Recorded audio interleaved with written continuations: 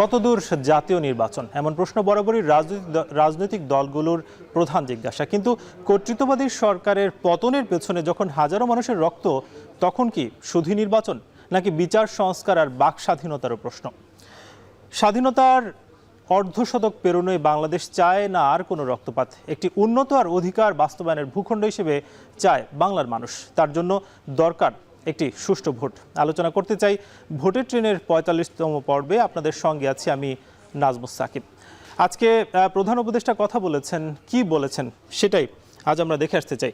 আজকে প্রধান উপদেষ্টা বলেছেন যে স্থানীয় সরকার নির্বাচন নিয়ে বলেছেন যে স্থানীয় সরকার নির্বাচনের প্রস্তুতি নিচ্ছে অন্তর্বর্তী সরকার। অর্থাৎ এই স্থানীয় নির্বাচন নিয়ে কিন্তু বারবারই বলা হচ্ছে যে জাতীয় নির্বাচনের আগে স্থানীয় নির্বাচন হবে কিনা সেসব বিষয়গুলো নিয়ে কিন্তু সংস্কার কমিশনও কিন্তু একই কথাই বলছে। আরও একটি আমরা কার্ড দেখে আসতে চাই। আজকে কিন্তু বেশ কয়েকটি রাজনৈতিক দল কথা বলেছে, কে কি বলেছে সেটা একটু দেখে আসতে চাই। বিএনপির চেয়ারপারসনের উপদেষ্টা আব্দুস সালাম বলেছেন, নির্বাচনে যত দেরি হবে আওয়ামী লীগের ষড়যন্ত্রের জাল আরও ব্যাপকভাবে বিস্তার লাভ করবে বলে তিনি আশঙ্কা প্রকাশ করেছেন। এবং এছাড়াও আজকে বিএনপির চেয়ারপারসনের উপদেষ্টা জয়নুল আবদিন ফারুক বলেছেন, মানুষ উৎসব মুখর পরিবেশে ভোট দিতে পারবে, সেই পরিবেশ তৈরির সংস্কার করে নির্বাচনের তারিখ ঘোষণা করার জন্য তিনি আহ্বান করেছেন। এছাড়াও আজকে গণ অধিকার পরিষদের একাংশ সভাপতি নুরুল হক নূর কথা বলেছেন যে সরকার রাষ্ট্র সংস্কার করে মানবিক ও গণতান্ত্রিক প্রক্রিয়ায় নির্বাচন দিয়ে জনগণের প্রতিনিধির হাতে ক্ষমতা তুলে দেবে, এই আশা কিন্তু প্রকাশ করেছেন। তবে ইসলামী আন্দোলন বাংলাদেশের সিনিয়র নায়েব আমির সৈয়দ মোহাম্মদ ফয়জুল করিম বলেছেন যে পেশি শক্তি দিয়ে ভোটার বিহীন নির্বাচন আয়োজন যাতে কেউ না করতে পারে তেমন সংস্কার জনগণ চায়। সব মিলিয়ে আজকে বলাই যায় যে যেই রাজনৈতিক দলগুলো কথা বলেছে কিংবা সেসব বিষয় কিন্তু উঠে এসেছে যে দ্রুত আসলে নির্বাচন দেওয়ার ব্যাপারে এবং সংস্কার নিয়েও কিন্তু অনেকেই কথা বলেছেন। ভোটের মাঠে আজ সারাদিন কি হয়েছে সেই বিষয়ে খোঁজ রেখেছেন সহকর্মী ফরহাদ বিন নূর। ফরহাদ বিন নূরকে আমরা আমন্ত্রণ জানাচ্ছি। ফরহাদ, আজকে রাজনৈতিক দলগুলো কিন্তু নানা বিষয়ে কথা বলেছে এবং দেখতে পেয়েছি যে সন্ধ্যার পরপর প্রধান উপদেষ্টাও কিন্তু স্থানীয় সরকার নির্বাচন নিয়ে বলেছে। তো নানা ধরনের সংস্কার কিন্তু হচ্ছে, এই সংস্কারের একটা সময় কিন্তু নির্ধারণ করা ছিল, আবারও নতুন করে সময় দেওয়া হয়েছে। সংস্কার কত দ্রুত এগুচ্ছে বলে মনে হচ্ছে আপনার? দেখুন, আমরা কিন্তু দেখেছি যে সরকার, আওয়ামী লীগ সরকারের যখন পতন হলো, এরপরে যখন অন্তর্বর্তী সরকার আসলো, বিএনপি, জামায়াত ইসলামী থেকে শুরু করে সব রাজনৈতিক দলগুলোই কিন্তু আসলে নির্বাচনের একটা রোডম্যাপের কথা তারা বলে আসছে। তো আমরা দেখেছি যে নির্বাচনী রোডম্যাপের নানা রকম আলোচনার পরেও কিন্তু আমরা দেখেছি এক পর্যায়ে কিন্তু প্রধান উপদেষ্টা বলেছেন যে যদি নির্বাচনের রোডম্যাপের কথা তিনি একটি বলেছেন যে সংস্কার যদি বেশি চাই তাহলে হচ্ছে 2026-এর মাঝামাঝি, আর যদি সংস্কার মিনিমাম কিছু সংস্কারের যদি এদেশের মানুষ চায় তাহলে কিন্তু 2025-এর শেষ নাগাদ হচ্ছে নির্বাচনের তিনি একটি আভাস দিয়েছেন। তো আমরা ধরেই নিতে পারি যে এই যে সংস্কার সেটি কিন্তু আমরা দেখছি যে ভোট বা সংস্কার সেই বিষয়টি যদি আমরা দেখি তাহলে 1 বছর বা 1.5 বছরের মধ্যে এই সংস্কারের একটা বিষয় কিন্তু আছে। ফরহাদ, আপনি কিন্তু এই যে সময়টা সেটা নিয়ে কিন্তু কথা বলছেন, তবে এ নিয়ে আমরা আরও বেশ কিছু বিষয় নিয়ে আপনার সঙ্গে জানবো, তবে আপনি আমাদের সঙ্গে যুক্ত থাকবেন।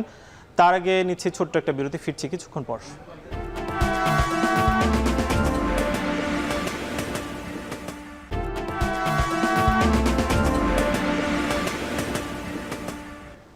ভোটের ট্রেনে আবারও স্বাগত। আমাদের সঙ্গে যুক্ত আছেন সহকর্মী ফরহাদ বিন নূর। ফরহাদ, নির্বাচনের সময় সেটা কি 1.5 বছর থেকে কিছুটা এগিয়ে আসছে, কি মনে হয়? কিছুটা তো এরকমই মনে হয় যে আমরা হচ্ছে প্রেস সচিবের বক্তব্যও কিন্তু দেখেছি গতদিন, যে তিনি বলেছেন যে একটা আভাস দিয়েছেন যে সংস্কার কম হলে এবছরেই আসলে নির্বাচনটা হবে। এখন আরেকটা বিষয় একটু বলতে হয় যে আমরা কিন্তু জানি যে বেশ কিছু সংস্কার কমিশন আসলে গঠন করা হয়। জুলাই বিপ্লবের যে আকাঙ্ক্ষা রাষ্ট্র মেরামত বা সংস্কার, সেই সূত্র ধরেই কিন্তু বেশ কিছু সংস্কার কমিশন করা হয়েছিল, যে সংস্কার কমিশনগুলো গত বছরের 31 ডিসেম্বরের মধ্যেই তাদের সুপারিশগুলো সরকারের কাছে দেওয়ার কথা ছিল, কিন্তু তারা নানা রকম আরও বিচার বিশ্লেষণে আরও সুপারিশগুলো যেন অ্যাপ্রোপ্রিয়েটভাবে তারা দিতে পারে সে কারণে তারা আরও সময় নিয়েছে। এবং আমরা যতটুকু জানি যে জানুয়ারির 15 তারিখের মধ্যে 5টি সংস্কার কমিশন তাদের সুপারিশগুলো সরকারের কাছে দিবে এবং একটি পরে দেবে। এখন কথা হচ্ছে যে এই সুপারিশগুলো দেওয়ার পরে এই বছর খানিকের মধ্যে যে সুপারিশের আলোকে রাষ্ট্র মেরামত বা সংস্কারের যে বিষয়টি সেটা কত তাড়াতাড়ি করতে পারে সেটি হচ্ছে দেখার বিষয়, এবং এর মধ্য দিয়ে আসলে নির্বাচন কবে হবে সেটিও একটি গুরুত্বপূর্ণ একটা বিষয়। ধন্যবাদ ফরহাদ, আপনি আমাদের সঙ্গে যুক্ত ছিলেন, সেজন্য ধন্যবাদ। আজ আলোচনা করতে চাই সংসদীয় আসন পরিক্রমা নিয়ে, চাঁপাই নবাবগঞ্জ ৩ নিয়ে।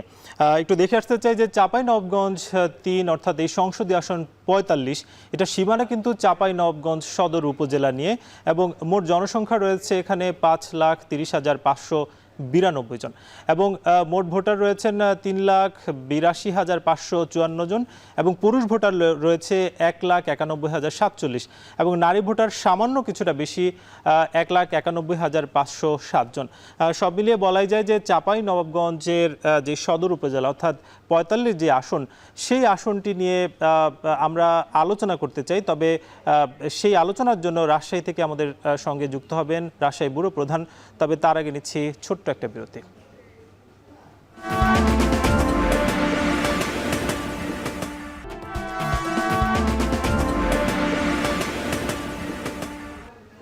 ভোটের ট্রেনে আবারও স্বাগত। আমরা বিরতির আগে আলোচনা করছিলাম চাঁপাই নবাবগঞ্জ ৩ আসন নিয়ে।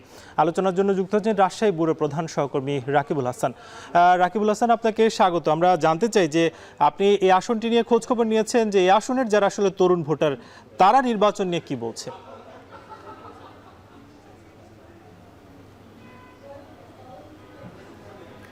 সাকিব, আসলে চাঁপাইনবাবগঞ্জ ৩ আসনটি মূলত আসলে একটি সদর আসন, এবং অন্যান্য যে আসনগুলো রয়েছে তার তুলনামূলকভাবে এখানে কিন্তু রাজনৈতিক সচেতন মানুষের সংখ্যা অনেক বেশি।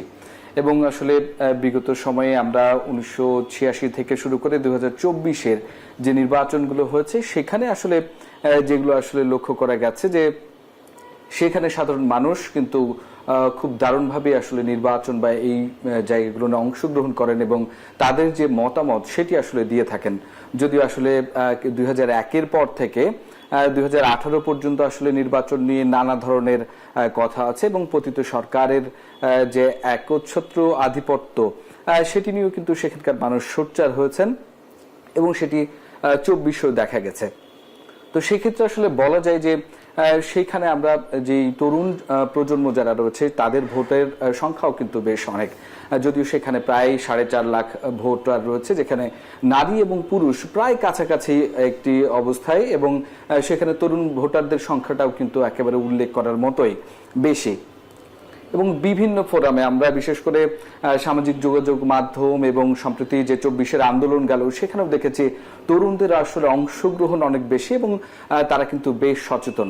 তো সেই জায়গাটা থেকে তাদের যে রাজনৈতিক সচেতনতা সেই জায়গা থেকে কিন্তু আসলে তরুণরা যে তারা বলছেন যে এখন অন্তর্বর্তীকালীন সরকারকে আসলে যে কারণে আসলে শিক্ষার্থীরা এনেছেন এবং যেই সংস্কারের কথা বলে এনেছেন, মূলত তারা আসলে সেই সংস্কারটি আসলে চায়। কেননা বিগত সময়ে তারা একচ্ছত্র আধিপত্য যেমন দেখেছেন সরকারি বিভিন্ন প্রতিষ্ঠানগুলো নিয়ে, একই সাথে কিন্তু বিভিন্ন জায়গাতেই কিন্তু এই বিষয়গুলো আসলে ছিল। সুতরাং সেইটির সমাধান তারা চায় যে বর্তমানে আসলে একেবারে মাঠ পর্যায়ে আইন শৃঙ্খলা পরিস্থিতিটি স্বাভাবিক হোক, এবং যে সমস্ত স্থানীয় সরকার প্রতিষ্ঠানগুলো আছে সেগুলো খুব সুন্দরভাবে কাজ করুক। এবং আমরা আসলে তরুণ ভোটারদের আসলে আক্ষেপ ছিল যে ভোট আসলে তারা দিতে পারতেন না, বিগত নির্বাচনগুলো নিয়ে বড় আক্ষেপ এটা। তো তাদের আসলে কি দাবি, যে কি সংস্কার হওয়া উচিত নির্বাচনে?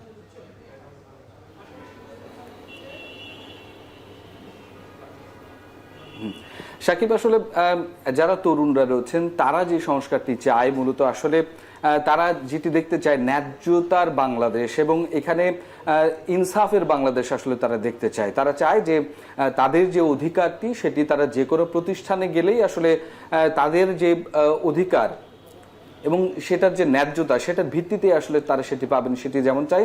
একই সাথে তারা চায় যে আসলে চাঁপাইনবাবগঞ্জ একটা বড় ব্যবসার জায়গা, এবং সেখানে যে ব্যবসায়িক নানা ধরনের সুযোগ সুবিধা সেটি তারা প্রতিষ্ঠিত হোক সেই রকম চায়, এবং একই সাথে কর্মসংস্থানেরও কিন্তু সুযোগ আসলে তারা প্রত্যাশা করে। আপনি জানেন যে বাংলাদেশের বিদেশে হচ্ছে যাওয়া বা হচ্ছে বিদেশে কর্মসংস্থানের ক্ষেত্রে চাঁপাইনবাবগঞ্জের একটা উল্লেখযোগ্য অংশ তরুণ যারা রয়েছেন তারা কিন্তু প্রবাসে থাকেন এবং প্রবাসে যেতে আগ্রহী। সুতরাং সেই সমস্ত সুযোগ সুবিধাগুলো কিন্তু তারা চান। বিগত সময়ে সেখানে কিন্তু টেক্সটাইল হয়েছে, সেখানে কিন্তু টিটিসি হয়েছে, কিন্তু সেগুলো আসলে খুব একটা বেশি কার্যকর আসলে সেখানে হয় না। তরুণরা চায় সেগুলো রকিব, অনেক আমরা বেশি আসলে একটা বিষয় কিন্তু দেখি যে স্থানীয় যে প্রশাসন সেটা কিন্তু ভেঙে দেওয়া হয়েছে গত 5 আগস্টের পর। তো সেক্ষেত্রে স্থানীয় যে সেবাগুলো সেগুলো আসলে এখনো পর্যন্ত ঠিকঠাকভাবে কিন্তু নাগরিকরা পাচ্ছেন না। তো একটা বড় দাবি কিন্তু উঠছে যে জাতীয় নির্বাচনের আগে স্থানীয় নির্বাচন। চাঁপাইনবাবগঞ্জ যেই 3 আসন সেখানের মানুষেরা কতটা আসলে স্থানীয় নির্বাচন চাচ্ছে?